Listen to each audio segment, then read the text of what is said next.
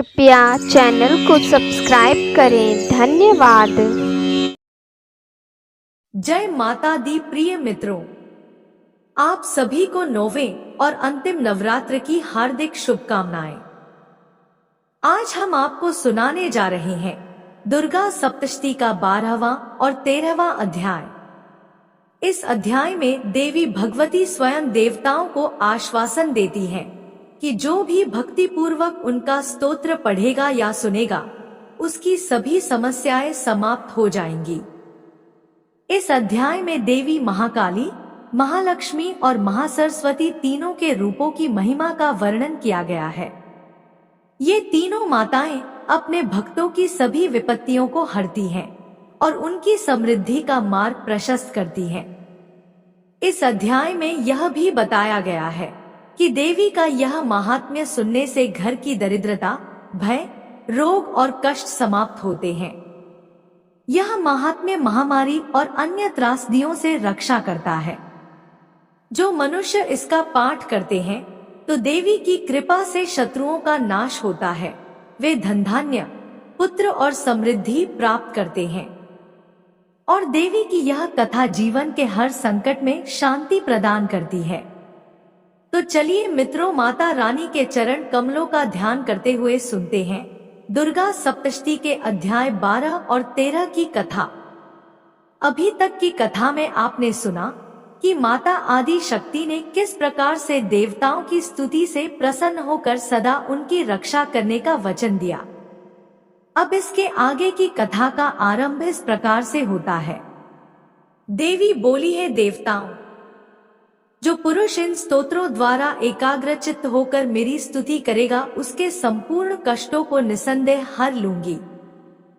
मधुकैटभ के नाश, महिषासुर के वध और शुंभ तथा निशुंभ के वध की जो मनुष्य कथा कहेगे, मेरे महात्म्य को अष्टमी, चतुर्दशी व नवमी के दिन एकाग्रचित्त से भक्ति पूर्वक सुनेगे, उनको कभी कोई पाप न रहेगा। पाप से उत्पन्न हुई विपत्ति भी उनको न सताएगी। उनके घर में दरिद्रता न होगी और न उनको प्रियजनों का बिछोह होगा। उनको किसी प्रकार का भय न होगा। इसीलिए प्रत्येक मनुष्य को भक्ति पूर्वक मेरे इस कल्याणकारक महात्म्य को सदा पढ़ना और सुनना चाहिए। मेरा यह महात्म्य महामारी से उत्पन्न हुए संपूर्ण उपद्रवों को एवं सभी प्रकार के उत्पातों को शांत कर देता है। जिस घर व मंदिर में या जिस स्थान पर मेरा यह स्तोत्र विधि पूर्वक पढ़ा जाता है, उस स्थान का मैं कभी भी त्याग नहीं करती और वहां सदा ही मेरा निवास रहता है। बलिदान, पूजा, होम तथा महोत्सवों में मेरा यह चरित्र उच्चारण करना तथा सुनना चाहिए। सा हवन या पूजन मनुष्य जानकर या बिना जाने करे, मैं उसे तुरंत ग्रहण कर लेती हूँ। और शरद काल में प्रत्येक वर्ष जो महापूजा की जाती है, उनमें मनुष्य भक्ति पूर्वक मेरा यह महात्म्य सुनकर सब विपत्तियों से छूट जाता है और धन धान्य तथा पुत्रादि से संपन्न हो जाता है। और मेरे इस महात्म्य व कथाओं इत्यादि को सुनकर मनुष्य निर्भय हो जाता है और महात्म्य के श्रवण करने वालों के शत्रु नष्ट हो जाते हैं तथा कल्याण की प्राप्ति है और उनका कुल आनंदित हो जाता है। सब कष्ट शांत हो जाते हैं तथा भयंकर स्वप्न दिखाई देना तथा घरेलू दुख इत्यादि सब मिट जाते हैं। बाल ग्रहों में ग्रसित बालकों के लिए यह मेरा महात्म्य परम शांति देने वाला है। मनुष्यों में फूट पड़ने पर यह भली भांति मित्रता करवाने वाला है। मेरा यह महात्म्य मनुष्यों को मेरी जैसी सामर्थ्य की प्राप्ति करवाने वाला है। पशु, पुष्प, अर्घ्य, धूप, गंध, दीपक इत्यादि सामग्रियों द्वारा पूजन करने से, ब्राह्मण को भोजन करा के हवन करके, प्रतिदिन अभिषेक करके, नाना प्रकार के भोगों को अर्पण करके और प्रत्येक वर्ष दान इत्यादि करके जो मेरी आराधना की जाती है और उससे मैं जैसी प्रसन्न हो जाती हूँ, वैसी प्रसन्न मैं इस चरित्र के सुनने से हो जाती हूँ। यह महात्म्य श्रवण करने पर पापों को हर लेता है तथा आरोग्य प्रदान करता है।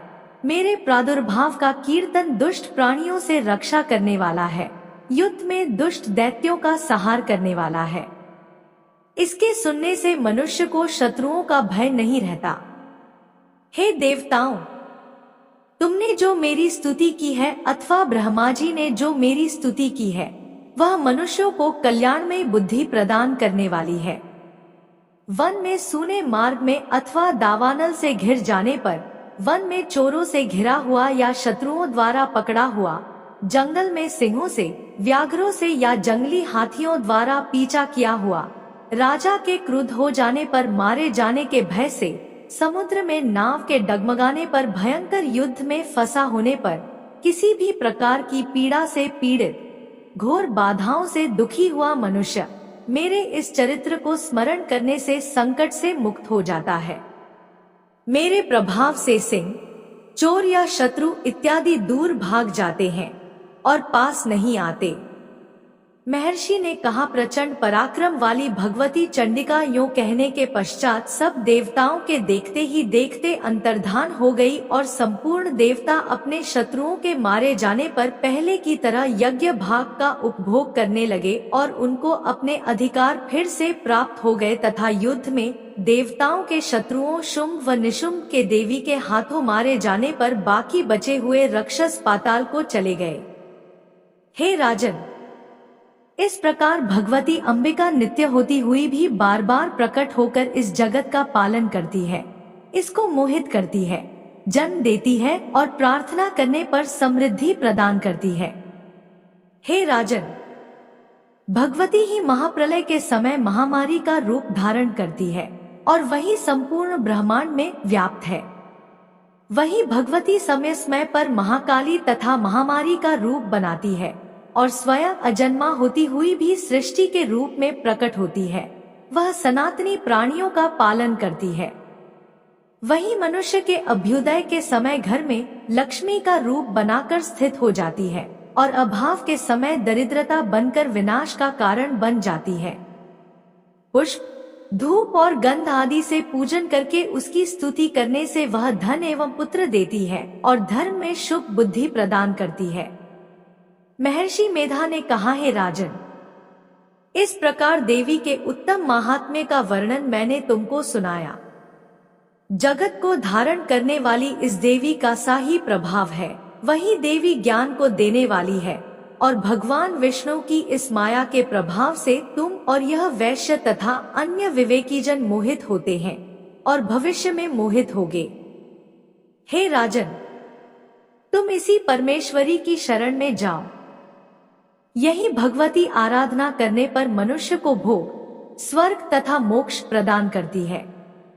मार्कंडेय जी ने कहा, महर्षि मेधा की यह बात सुनकर राजा सुरथ ने उन उग्र व्रत वाले ऋषि को प्रणाम किया और राज्य के छिन जाने के कारण उसके मन में अत्यंत ग्लानि हुई। वह राजा तथा वैश्य तपस्या के लिए वन को चले गए और नदी के तट पर आसन लगाकर भगवती के दर्शनों के लिए तपस्या करने लगे। दोनों ने नदी के तट पर देवी की मूर्ति बनाई और पुष्प, धूप, दीप तथा हवन द्वारा उसका पूजन करने लगे। पहले उन्होंने आहार को कम कर दिया, फिर बिल्कुल निराहार रहकर भगवती में मन लगाकर एकाग्रता पूर्वक उसकी आराधना करने लगे। वह दोनों अपने शरीर के रक्त से देवी को बलि देते हुए 3 वर्ष तक लगातार भगवती की आराधना करते रहे। 3 वर्ष के पश्चात जगत का पालन करने वाली चंडिका ने उनको प्रत्यक्ष दर्शन देकर देवी बोली, हे राजन तथा अपने कुल को प्रसन्न करने वाले वैश्य, तुम जिस वर की इच्छा रखते हो वह मुझसे मांगो, वह वर मैं तुमको दूंगी क्योंकि मैं तुम पर अत्यंत प्रसन्न हूँ।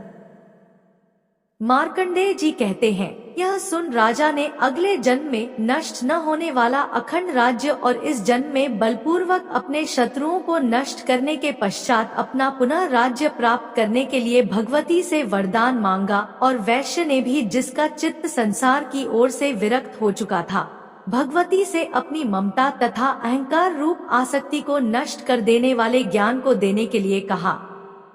देवी ने कहा, हे राजन, तुम शीघ्र ही अपने शत्रुओं को मारकर पुनः अपना राज्य प्राप्त कर लोगे। तुम्हारा राज्य स्थिर रहने वाला होगा। फिर मृत्यु के पश्चात आप सूर्यदेव के अंश से जन्म लेकर सावर्णिक मनु के नाम से इस पृथ्वी पर ख्याति को प्राप्त होगे। हे वैश्य कुल में श्रेष्ठ, आपने जो मुझसे वर मांगा है वह आपको देती हूँ। आपको मोक्ष को देने वाले ज्ञान की प्राप्ति होगी। मार्कंडेय जी कहते हैं, इस प्रकार उन दोनों को मनोवांछित वर प्रदान कर तथा उनसे अपनी स्तुति सुनकर भगवती अंतर्धान हो गई और इस प्रकार क्षत्रियों में श्रेष्ठ वह राजा सुरथ भगवान सूर्यदेव से जन्म लेकर इस पृथ्वी पर सावर्णिक मनु के नाम से विख्यात हुए। तो मित्रों, हमारे 9 दिनों की दुर्गा सप्तशती के सभी अध्यायों का और शारदीय नवरात्रि का आज समापन होता है। माता रानी हम सभी पर अपनी कृपा बनाए रखना। मित्रों, आगे भी इसी प्रकार की कथाओं के लिए चैनल को सब्सक्राइब जरूर करें। धन्यवाद।